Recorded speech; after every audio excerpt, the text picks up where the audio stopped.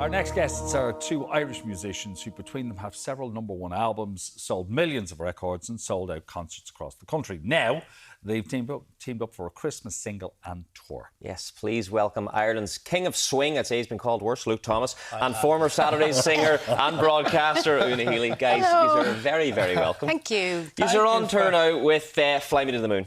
We're starting to. It's about to kick off, yeah. So what can we expect as fans now from this? What kind of songs are we going to be singing? A bit of everything. If people who would know what I do, the swing stuff, the big band stuff, the Mac the Knives, the Fly Me to the Moons, New York, all that stuff, and all the kind of classic country stuff that Una would do. So it's kind of like Luke Thomas and the Swing Cats, you know, you have your show, but when I jump on board, I bring a different flavour. The glamour.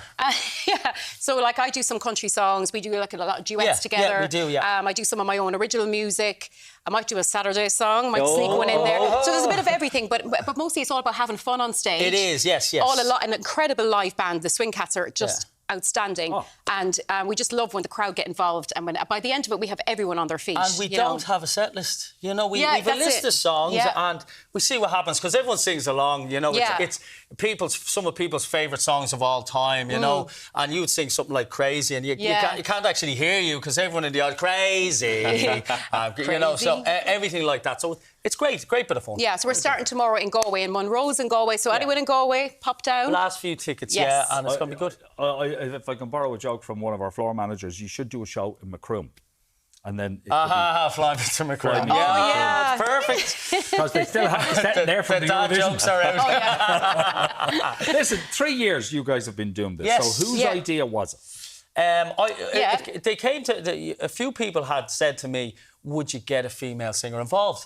So it was to add a bit of glamour, you know, all the lads are in the suits and all, but to add a bit of glamour and to add another aspect. It's like writing a new novel for the same audience, you know, let's do something different. So I reached out to Una. I knew that she had done a lot of this before the Saturdays. I think I was gigging around Dublin, you know, before I was in the Saturdays and was doing my own singer-songwriter stuff, but I actually used to gig in, like, jazz bars and, you know, clubs like that. So I had actually performed that kind of music. But when Luke reached out to me and he mentioned about, you know, Lady Gaga and Tony Bennett, they kind of brought that, did an album together. And I'm kind of going through, like, loads of different eras in music. Like a lot of people, like, say, Taylor Swift, you know, she'll have her eras and all of that. Well, I'm having a few eras all in one at the minute. So I've got, like, my pop stuff, I've got my singer-songwriter stuff, and then I've got, like, you know, the Luke and the Swing Cats. So it's like, I just love performing. I love being on stage and entertaining. So, like, that's what it's all about. That has come across, and you know, if you didn't like this, you wouldn't be here doing it. So it's great, and that comes across on stage. But that cross between, like, swing music and country works because one of my favourite swing singers, Dino. He used to sing a lot of country. But you see, the country music is massive at the moment. Like, it's a huge, like, especially the American country is really coming in over here now. But a lot of the old country songs, like, they were pop songs at the time, you know, and it's even like the old show bands and all of that, like the Irish country music, country and Irish is essentially show bands, you know, and that's from that era. And we play a cowboy hat as well. We do Johnny Cash. We do some Johnny Cash. And the brown cowboy. You're going from the Saturdays on such a global scale with pop music. I mean, you say you did a lot of swing and jazz prior to that. Would you say it's just time dependent, or is that your first love, do you think, going back to swing? Well, actually, just performing and singing and writing. Like, I'm still writing my own original music as well, but I just love getting out there on stage and performing. And, you know, the Saturdays was an incredible experience, and you know, I still pinch myself sometimes thinking back to it all. I'm just so happy to still be doing what I love, and just very, very blessed to be doing what I love, you know. Look, I remember interviewing you a few years ago when I was a teenager. You know, swing wasn't your thing then. No, it wasn't. No, I was I was a teenage rap sensation, Martin. You know, as people would know. Yeah, I supported Coolio. That was my first gig when I was in transition year in school, and I fell into this by mistake. You know, the Irish Rap Pack 20 years ago were looking for. They weren't looking for a Dean Martin or a Frank Sinatra. They were looking for a Sammy Davis Jr. And the obvious choice, Ray Shah was on Big Brother, Peter Smith was in the UK, and I was the only one left. Yeah. So I got into that way, and I haven't looked back ever since. I was singing what I would call Elfala music then. So, and now I am an Elfala.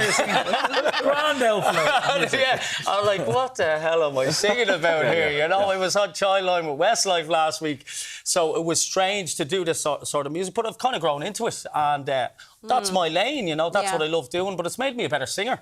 Well, really? And I actually have to say about Luke as well, I've learned so much from him because we have so much crack on stage, don't we? Like, and the way he's an amazing performer on stage and he gets the crowd going and all of that. And, like, I've learned a lot from you too. Yeah, no, it works. It complements, it does work. And, you know, the eyes of, Jesus, you're actually very good, you know. Yeah. You can sing. I've been doing this 20 years.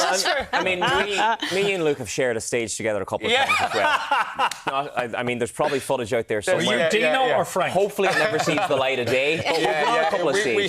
We have. We've done some breakdancing moves and stuff like that. I've tried. He's the man for that. Could we move the table? No. We've no time. But I mean, you're performing all over the country. But the likes of Electric Picnic, which maybe gets a younger crowd, I mean, they still love to see the swing. They do, Eric. And I've done it the last 2 years. And I know I've been in the DJ booth with you for our good friend Dave Tracy out there, wherever you are. Yes, but we've done Electric Picnic, and there's footage of me dance or on stage, and there's the 17-year-old Yup Bros, as they're called, dancing with a 70-year-old couple in the same video, and they're going crazy. So we're singing the original pop music, if you will, from up to 100 years ago. It's still popular to some people, and that's what we do. And it's music for all ages, isn't it? No, like, that's the proof. I've got proof. And we call it vintage pop. Vintage pop, there we go. That's the phrase. Vintage pop. Yeah. Works for us. Listen, they always say if you want to make a few bob, write a Christmas song. Yeah. Because look at Noddy Holder and Jimmy Lee, and they make a small fortune every year out of it. We'd love to make a few bob. We're releasing a Christmas song. Unfortunately, we haven't written this one, but this is a song that we found online, I suppose, the last 2 years. And going back to the vintage pop thing. Vintage pop, it's perfect for the band with the swing cats and everything to perform live. It can sound identical to the record when we perform it. And it's coming out next week, next Friday, isn't it? You're going to sing a bit of it, are you? There might be a cameo from me on the album. You ready? I'm ready for Christmas. I'm so ready for Christmas and all the joy it will bring us. I'm ready for Christmas. Ooh. There we go. That Wow. It's going to sound a lot better than that. That with Luke involved as well. I didn't even know you were going to do that. I was like, do I come in? Do I not? I was thinking, when's my... I'm ready for Christmas, and by next week, everyone will be ready for Christmas. I know it's too soon. 28th of November, it's coming out. Ready for Christmas. It's a fun song. It's kind of one you can use, you know, when you're getting ready, like when people like, do get ready with me. All of that. You're making puddings, putting up decorations, or getting all glammed up like your good self to head off to a gig. Just want to ask you very quickly. Una Healy, broadcaster, singer, songwriter, actor. Oh, extra. But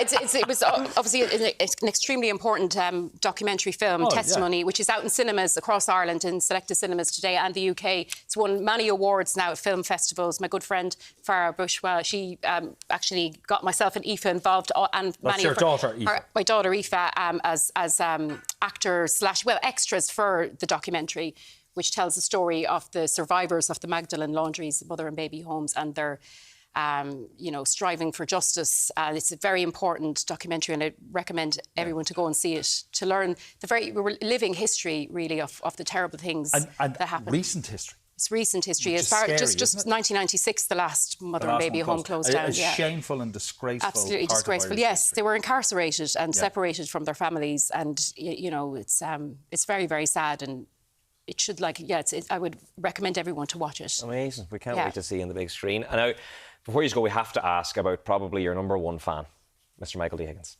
Yes.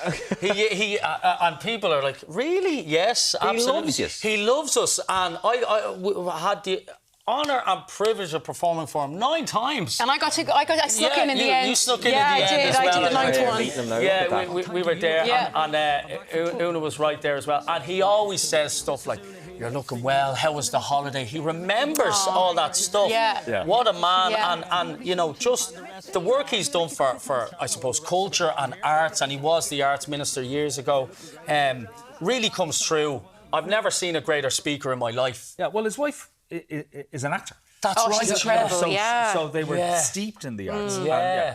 So Great president. the last time we met him and we got a photo on the steps, thanks for the memories and all this kind of stuff. And it'll bring a tear to your eye, you know, that kind of way. Yeah. I've watched football matches with him and I've brought my mum and dad in and it's just been amazing.